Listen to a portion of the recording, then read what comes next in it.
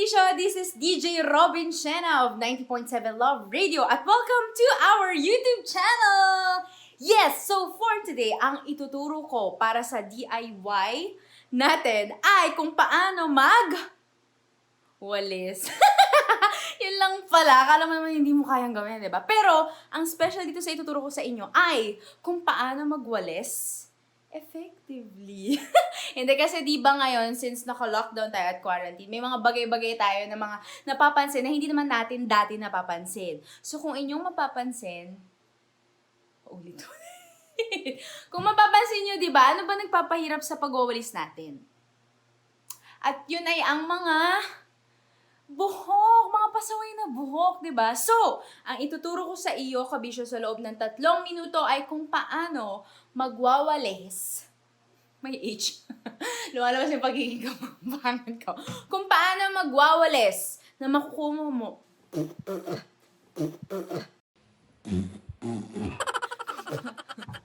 Kung paano magwawalis na makukuha mo ang lahat ng mga buhok sa sahig. So, abangan mo lang, kabisyo. In 3, 2, 1...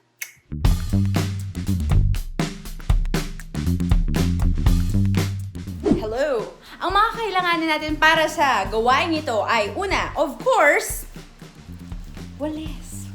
Paano ka magwawalis kung wala kang walis? Nag-joke ako! Okay, so kailangan natin ng walis.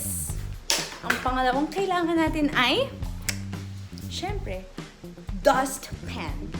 Ano ba sa Tagalog ang dustpan? Pangsalo. Google mo na lang, kabisyo, hindi ko rin alam eh. At, ang pinakahuli sa lahat, na for sure ngayon mo lang malalaman, ang kailangan natin ay masking tape. Ayan, mga kabisyo, nakikita mo na ba? Yan ang sinasabi ko, mga pasaway na buhok, na ang hirap walisin. Parang ayaw magpawalis. Subukan natin kung didikit ba ang mga buhok.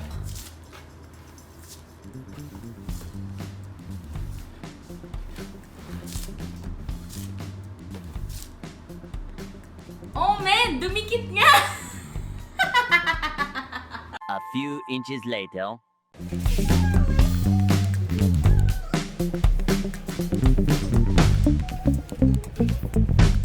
Titignan natin, kabisyo, kung dumikit nga ba. Wow, as you can see, dumikit nga! Kahit hindi buhok, dumikit! Good job. Pagkatapos mong walisin yung kabisyo, tatanggalin mo lang. At makikita mo, ang lahat ng mga buhok na nakolekta mo. Galing, di ba? And that's 3 minutes of your life, mga kabisyo. Sana wag mong kakalimutan magwalis at ang tinuro ko sa iyo. Again, this is DJ Robin Shena of 90.7 Love Radio. GV lang, walang hate. Puro love lang. Bye! Mwah! Always your number one. SM Radio Station.